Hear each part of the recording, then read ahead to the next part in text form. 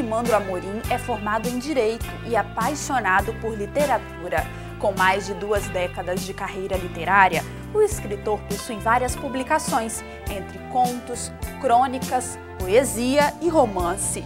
Sua última obra se chama A Máquina do Tempo e Outras Histórias, uma coletânea de textos publicados em revistas e jornais desde 2002.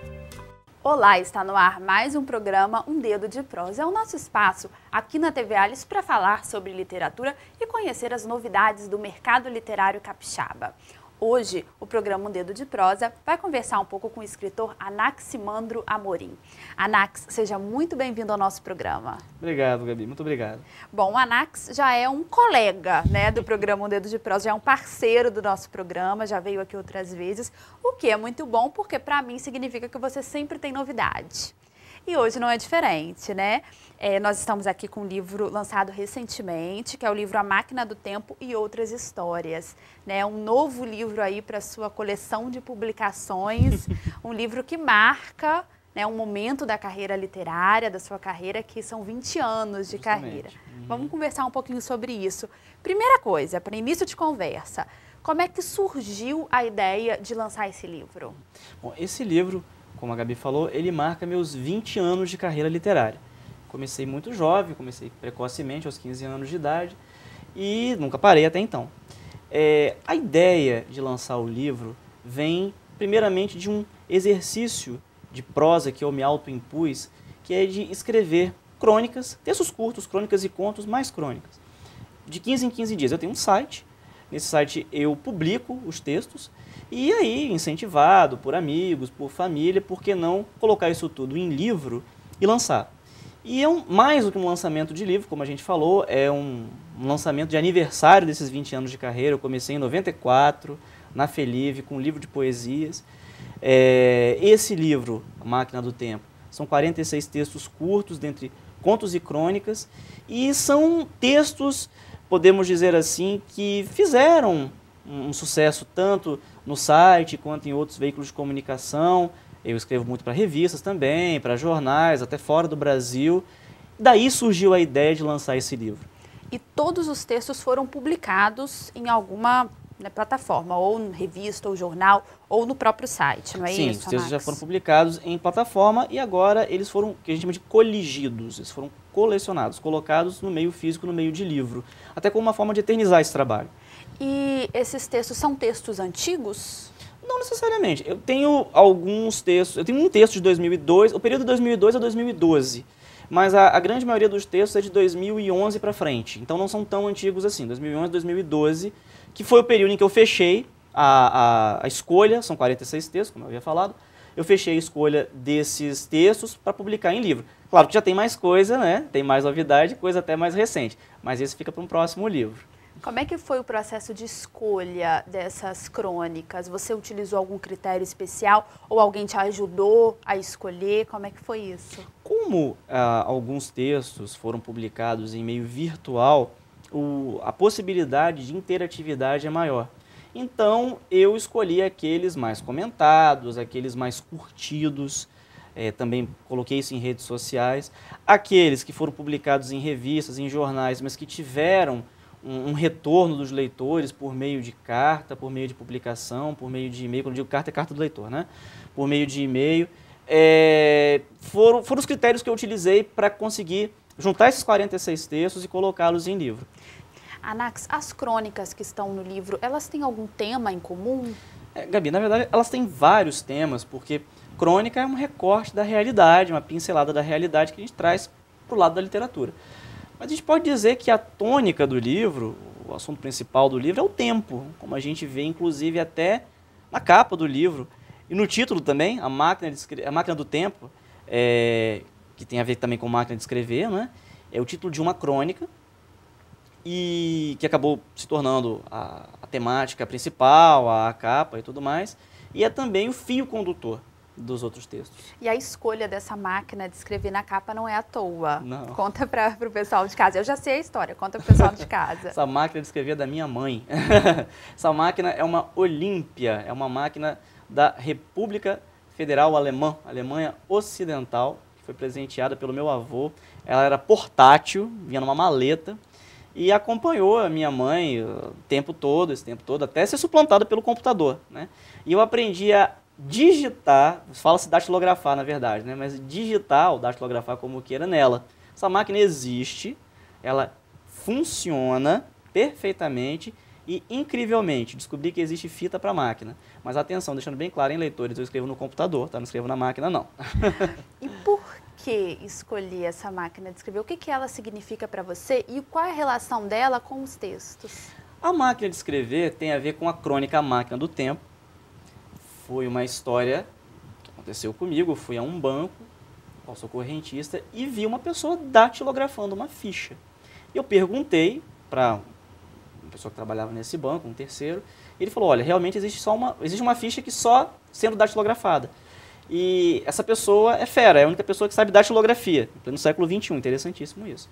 Na hora de escolher a capa do livro, né, uma maneira de colocar uma foto para a capa, me foi sugerido pelo meu artista gráfico a máquina de escrever. E aí eu me lembrei, tem uma máquina de escrever na minha casa, que é a máquina da minha mãe, em que eu aprendi a digitar, a datilografar, a digitar. E uni o útil ao agradável. E aí ela virou a capa do livro. Décadas depois, uma máquina da década de 60, acabou virando a capa do livro, acabou virando a máquina do tempo.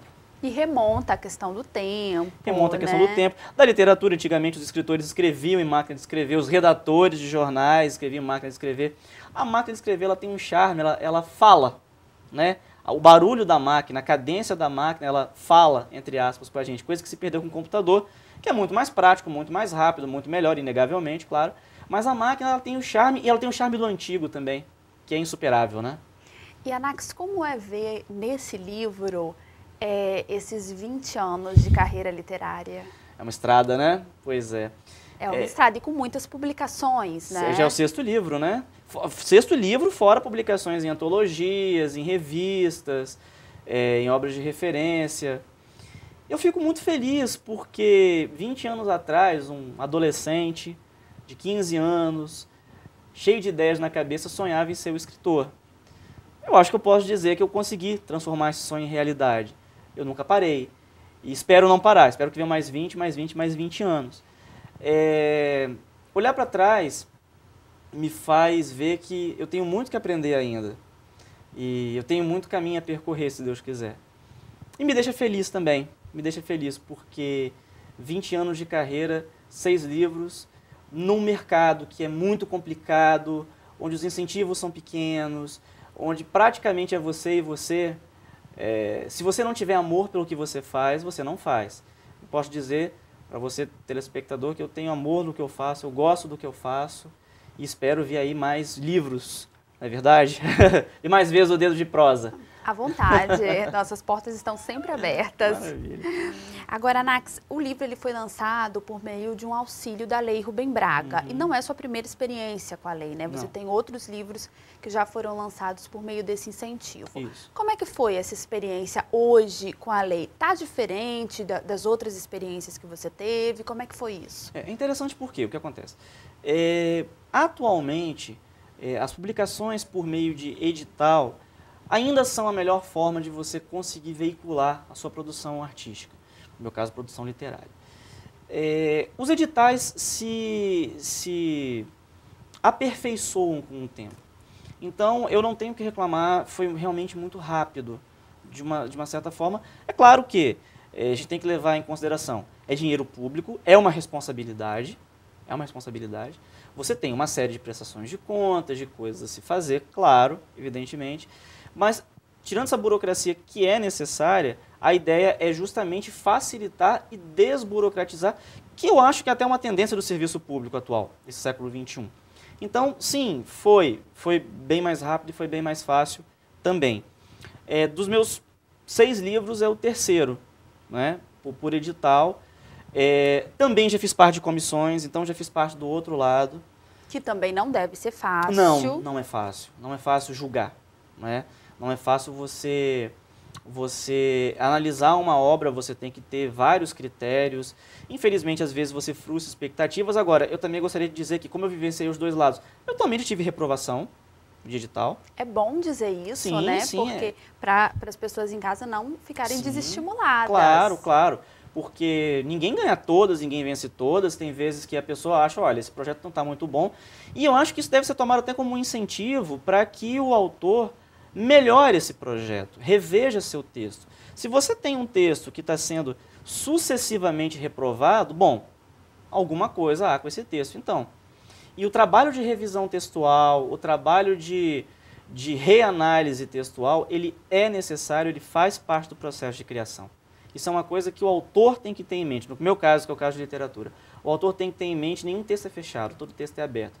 E você olha para o que está publicado às vezes e sente vontade de mudar alguma coisa. Isso é normal também. Aí já era, já está publicado. Não, agora não. Publicado e publicizado, pior ainda, né? Pois é.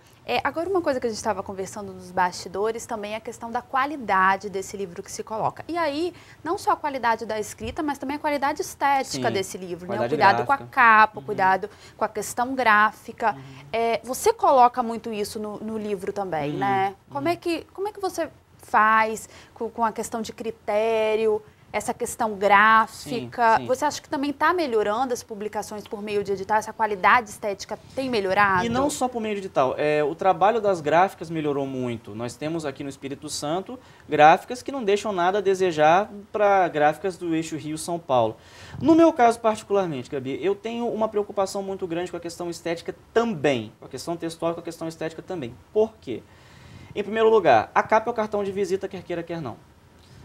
Muita gente compra o livro pela capa, né? E tanto que eu tenho um artista gráfico que me acompanha já há algum tempo e que faz um trabalho maravilhoso e é uma pessoa que tem uma preocupação estética. É todo um trabalho de estudo, a gente senta, a pessoa lê o livro, te dá possibilidades. Eu também faço questão de participar do processo do início ao fim, eu sou bastante criterioso nisso. É um respeito que você tem para o leitor também, não é? É um respeito que você tem para o leitor, você dá um produto para ele de qualidade. Porque quer queira, quer não, é uma produção artística, mas também é um produto, deve-se pensar como um produto, não é? Não é vergonha nenhuma dizer isso, não é pecado nenhum dizer isso, entendeu? Então, essa preocupação é muito grande. E foi aquilo que eu falei também anteriormente, é dinheiro público, é dinheiro público. Quer dizer, você vai dar um retorno para a coletividade, você vai fazer uma coisa mal feita, você se queima, você queima o gestor, você queima a gráfica, você queima o artista, eu acho que não tem necessidade disso. Então, esse trabalho estético também é uma preocupação, que é feito isso depois, obviamente, depois que você revisa o texto e tudo mais, e pelo menos eu, particularmente, primo muito por essa qualidade. Todos os livros que eu lancei, eu já busquei artistas gráficos, formas de colocar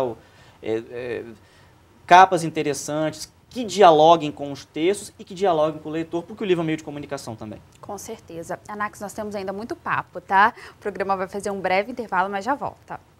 Bom, o programa O Dedo de Prosa vai para um breve intervalo, mas nós temos ainda muito assunto. Não saia daí.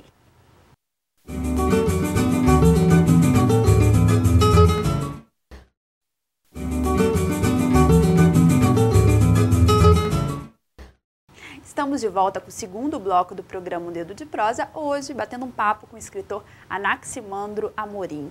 Anax, nós já falamos do seu livro mais recente, né, que é um livro de crônicas, o livro A Máquina do Tempo e Outras Histórias, que ele sela aí 20 anos de carreira literária. Mas você tem também outros livros, inclusive você é um escritor versátil, porque não é só a crônica, né? Você tem livros de poema, você tem romances também.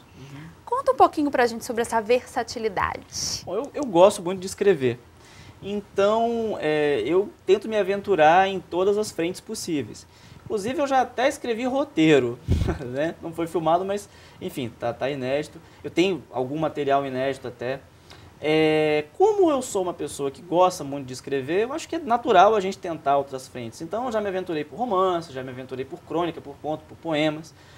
O livro anterior foi um livro de poemas, foi o Livro dos Poemas. O livro lançado em 2013, não foi isso? Em 2013, no ano passado, que pega poemas desde a adolescência até os mais recentes. Você fez uma coletânea dos seus poemas. Eu fiz uma coletânea dos meus poemas, também muito incentivado. Muita gente queria saber dos meus poemas e quando é que você vai lançar, E lancei. E tenho também 2 romances, que é o Concupiscência e o Asas de Cera. Tem um relato autobiográfico que foi a história do sobrevivente. Eu passei por um revés na minha vida, enfim, eu sofri um acidente muito grave, quase faleci, e resolvi colocar isso em livro, não é? E agora veio também o de contos e crônicas. Então, eu sou uma pessoa apaixonada por letras e tento me aventurar em todas as frentes. Onde tiver aberto, eu entro. Por isso, essa tal versatilidade que você está falando. Mas algum gênero em especial você trabalha mais, ou gosta mais, ou tem mais facilidade, talvez? É difícil responder isso. Ultimamente eu tenho me dedicado muito à crônica. Gosto muito de romance também. Houve uma época que eu me dediquei muito ao texto longo. Ultimamente tenho me dedicado ao texto curto. E, basicamente, hoje em dia eu escrevo praticamente crônica, de vez em quando saem algumas poesias também. É claro, eu nunca parei de escrever poesia. E tem também alguma coisa preparada na área de romance, alguns inéditos, mas isso é com o tempo. Tem uma fase do texto que ele tem que amadurecer. Né? A gente tem que deixar o texto amadurecer. Então tá lá um pouquinho para isso. E você começou a carreira literária com o poema, com os poemas. Nesse livro, o livro dos poemas, né, que você lançou recentemente, você falou que você reuniu, né, vários poemas. Conta pra gente como é que foi esse trabalho. Foi pegar cadernos antigos, pegar agendas antigas, coisas manuscritas, coisas de 94, 95, 2000, 98. Eu datei os poemas.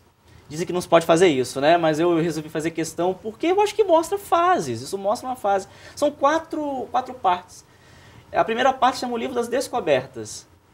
Acho que esse nome vem a calhar porque é uma época que eu estava descobrindo a poesia, descobrindo a literatura, o fazer literário. Então seriam seus primeiros São os primeiros poemas. Depois tem os livros das trinas e haikais. Haikai, para quem não sabe, é um poema, é um estilo poético que veio do Japão. São poucas sílabas, 535. E trinas também, sai um pouco dessa métrica.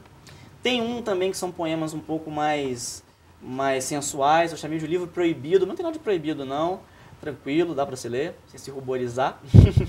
E o livro dos sonetos, porque eu adoro o soneto, eu acho a estética do soneto fantástica. Inclusive, até muitos sonetos meus foram publicados em outras antologias, em jornais. Eu gosto muito de trabalhar essa questão da métrica, essa questão da estética do soneto. Ela me atrai bastante. Então, esses livros que se tornaram esse livro foram lançados no ano passado justamente para isso, para fazer uma coletânea desses poemas. E foi muito gostoso encontrar coisas em caderno. Eu encontrei um soneto metrificado. Falei, gente, que maravilha. Até joguei isso nas redes sociais. É tão bom você encontrar um soneto seu pronto, preparado e metrificado, que foi pro livro. Você descobriu coisas que você nem se lembrava. Nem me lembrava. Eu descobri escritos de Anaximandro dos anos 90, 2000 e é gostoso. Foi uma descoberta, como eu coloquei no livro mesmo. E tanto esse livro de poemas, como também A Máquina do Tempo, que trazem um recorte temporal, né? Como é que é você observar esse amadurecimento? Dá para observar como você mudou enquanto escritor? Dá para observar. Dá para observar sim. Porque a gente lê mais, a gente se coloca mais em contato com outros autores, com outras obras, com outras formas de escrever, o que é muito salutar. Pelo menos eu tento ser uma pessoa bastante eclética e ler todos os tipos de obra possível. Então você nota, sim, uma evolução, né? Amadurecimento, eu procuro isso ainda. Quem sabe um dia eu digo o seguinte, o dia que eu tiver 100% pronto eu vou daqui, né? Porque a gente sempre tenta buscar a perfeição. Como isso não vem, ou pelo menos não vem tão fácil, o gostoso é continuar escrevendo. Você é muito perfeccionista com o que você escreve. Sou um tanto quanto, sou sim. Reviso várias vezes. E como que você, com esse lado perfeccionista, trabalha com a pressão do tempo? Porque você tem publicações que são quinzenais, não é isso? Como trabalhar esse tempo de você ter que escrever, de você ter que produzir, ele não te atrapalha? Não, porque o que acontece? O meu processo criativo, ele é muito... eu penso bastante, ele é muito refletido. Eu digo que eu gesto primeiro o livro na minha cabeça. Eu até brinco que eu não escrevo, eu transcrevo. Então, quando eu coloco no papel, o texto está praticamente pronto. Eu já sei exatamente o que eu vou escrever, em quais parágrafos eu vou abordar qual tipo de temática e tudo mais. Depois vem a questão da revisão, aquilo que a gente falou anteriormente, que é muito importante. É claro que, eu também disse isso, nenhum texto é fechado. Você sempre vai encontrar alguma coisa que você poderia modificar e poderia melhorar. Mas depois que você coloca no papel, ele ganha vida própria. Anax, nós falamos dos poemas e falamos das crônicas. Agora, o romance, ele tem uma lógica diferente. Sim. Já é um texto mais longo, é um texto que requer um pouco mais do escritor? Sim, é um texto que requer mais recolhimento, eu pelo menos gosto muito de me recolher para escrever, e ele é um exercício contínuo de prosa, porque ele não é um texto curto. Ele precisa de todo um tempo de amadurecimento, ele precisa de todo um tempo de preparação, e dependendo do romance, até de pesquisa, de você pesquisar aquilo que você vai escrever.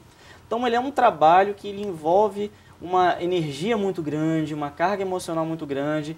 Você trabalha com vários personagens, você trabalha às vezes com tramas, com subtramas, dependendo do tipo de romance que você escreve. Ele é um trabalho maior, mas é muito gratificante. Eu acho gostoso criar universos. E o romance ele é isso, ele é uma criação de tempo, de espaço, de universos, que não só enriquece o leitor, mas enriquece também o escritor. É uma comunicação constante. Demanda também mais tempo, eu Demanda imagino. mais tempo, demanda mais tempo. Demanda mais tempo, é bem mais trabalhoso, mas igualmente gratificante. Anax, só mudando um pouquinho então o nosso bate-papo, tem algum escritor brasileiro ou fora do país, ou capixaba, que é um exemplo para você, que você tenta se espelhar, seguir um pouco aí da carreira literária? Tem alguma referência? Eu tenho tantas referências. Isso é uma pergunta difícil. No início da minha carreira, eu me espelhava muito em José de Alencar. Eu posso dizer para você, telespectador, que José de Alencar foi a minha primeira grande paixão literária. Li praticamente todos os livros que eu pude do grande mestre cearense. Gosto muito de Machado. São dois esquemas diferentes, são dois estilos diferentes. Sempre gostei mais da prosa alencariana, por incrível que pareça. As pessoas ficam até impressionadas, mas claro, Machado é maravilhoso. Gosto muito dos franceses. Né? Interessante, sempre gostei muito dos escritores do século XIX. Agora que virou o século para o XXI, eu tenho lido do século XX. Eu acho que eu estou sempre um século antes. Mas, independente de ler os clássicos, que eu acho que é importantíssimo, eu também gosto muito de acompanhar a produção atual e principalmente a produção local. Por quê? Isso é uma coisa muito importante. É salutar o escritor. Ele lê aquilo que está sendo produzido e, sobretudo, aquilo que está sendo produzido pelos seus pares. Porque é o tempo em que nós vivemos, é o momento em que nós estamos inseridos. E não só o que se chama de literatura capixaba, que é uma literatura brasileira, produzida no Espírito Santo, mas também de outros eixos. Eu tenho a felicidade, às vezes, de receber livros de pessoas de Bahia, Distrito Federal, Rio, São Paulo, de fora até do país. Procuro ler tudo, procuro me informar para ter uma opinião formada. E é claro que isso, de uma certa forma, influencia a gente, como o que a gente escreve influencia as outras pessoas também. Já que você tem essa preocupação, né, de observar o que está sendo produzido localmente, eu queria uma visão, uma opinião sua de como está o mercado literário hoje aqui no Espírito Santo. É um mercado que está se desenvolvendo, a gente tem muita novidade. Como é que está isso hoje? Olha, o mercado literário é difícil. Essa é a palavra. Não só no Espírito Santo, como no Brasil inteiro. Vive-se hoje em dia um período no mercado literário brasileiro de ficção norte-americana. Muitos autores dos Estados Unidos, autores também de língua inglesa, Inglaterra, enfim, traduzidos aqui para o Brasil e que ocupam o primeiro lugar das vendas. Vive-se também um mercado muito grande do livro não literário. Não estou condenando, eu acho que tem mercado para todo mundo. Quem quiser ler sua autoajuda, quem quiser ler seu best-seller, sem problema nenhum. O problema é que a indústria de livro, a indústria de papel, ela passa por um revés muito grande por conta da internet. Então ela precisa se estabelecer, empresário visa lucro. Então as pessoas apostam muito mais em autores mais vendáveis. O que significa? Autores mais artísticos, mais literários, não aparecem nos grandes rankings. Agora, está havendo um movimento bastante interessante de editoras que se especializaram justamente nesse mercado, que é um mercado e que tem procura. É engraçado, eu tenho um amigo que uma vez ele foi procurar José de Alencar numa livraria de um shopping e a pessoa falou, nós não trabalhamos com esse tipo de escritor. Que dirá de nós? Que dirá de nós? Agora, essas editoras, como por exemplo a editora que publicou o meu livro, que é uma editora que tem um porte, que é uma editora que dá um suporte, que é Pedregulho no caso, se especializou nesse tipo de literatura e tem muita novidade e tem muita gente que escreve. E isso se vê aqui pelo programa. Toda semana vocês têm. Toda semana você tem um escritor. Entendeu? Então você nota que tá havendo produção e tem mercado para essa produção. Basta a pessoa interessada procurar os meios de comunicação, como, por exemplo, o programa Dedo de Prosa. Que está sempre pronto para receber os escritores. Anax, nosso tempo está acabando. Eu queria saber só se a gente já pode esperar alguma novidade, já está trabalhando em algum novo livro, porque escritor é assim, né? Lança, todo mundo já está perguntando quando que vai ser o próximo. Então eu tenho que perguntar. Você já está com alguma novidade? Já está trabalhando em algum livro novo? Eu tenho muito material inédito. Então eu estou trabalhando esse material inédito. Depois do lançamento desse livro, eu vou dar uma pausa, não vou deixar de escrever. Vai tirar umas férias. Vou tirar umas férias, entre aspas, o escritor nunca tira férias, a gente está sempre observando a realidade e escrevendo.